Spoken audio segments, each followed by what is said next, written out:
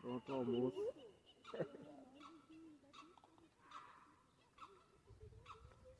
Ó o barulho. A pega da traição, né?